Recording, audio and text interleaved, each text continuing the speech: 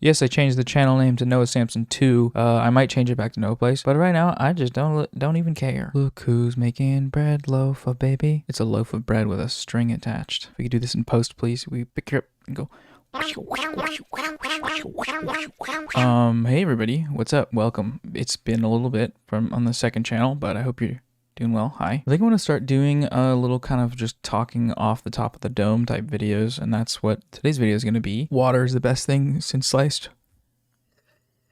So I and a lot of people I know spend a lot of time on the internet. We spend a lot of time scrolling Twitter, messaging each other on different platforms, posting content, or just consuming content, just hanging out on the web. And on a lot of these platforms, communities form through shared interests, right? You have like creator communities, you have politics communities, a lot of funny people I follow on Twitter follow each other, and everybody's kind of riffing, and that's kind of like a silly posts communities. But if you're someone who deals with social anxiety in terms of going out and doing things and communicating with people in your life in a manner that's like IRL, like seeing people, being around people, I feel like the accessibility of online communities can create this dynamic where if you're feeling reclusive, someone might invite you out and then you just don't feel like going, so you make up an excuse to not have to go, and then you stay home and it's a little more comfortable, but you have people on the internet that you can talk to there.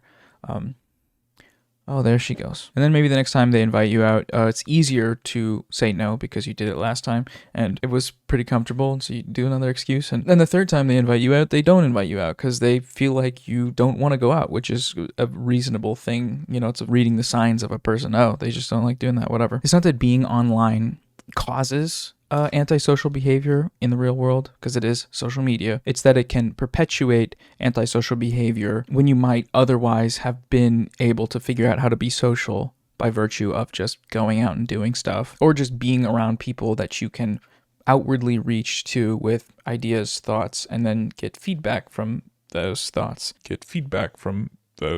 I feel like we are very atomized for that reason, given that it's so accessible and easy to just be on the internet, watch TikTok, post posts, and have a good time. And I do find a lot of that stuff valuable, but also I think it's enabled antisocial behavior and reclusive behavior for myself.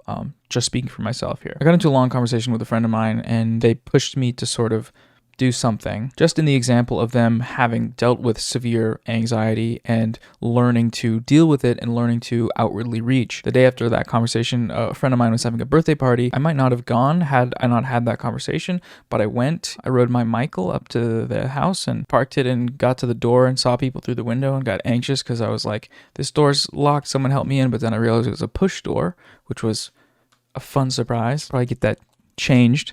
You know who you are. Switch your door, flip it around. But when someone came to open the door and I pushed it and realized, and I walked in, I was like, then I saw people and I went out and talked to them. People that I know and have talked to and have hung out with, but haven't seen that often. My mouth is so wet. Sorry, milky and wet. Meow. And then when I was there, I remembered how much I do like doing that stuff and how much I feel really good when I laugh and joke with my friends or just hang out and hear about how things are going and share, what's going on with me and different things like that. I guess what I'm trying to get at here is that it's easy for our proximity to the internet to allow us to explain away our antisocial behavior as being social anxiety or as being mental illness. And while it of course can be and often is, that's why if you're watching this and you have social anxiety, like I'm not trying to speak down on that, that's obviously super valid. But for me, it enables it. And I think being reminded that, it's okay to go out and it's okay to feel awkward at the party because something fun might happen and might be good.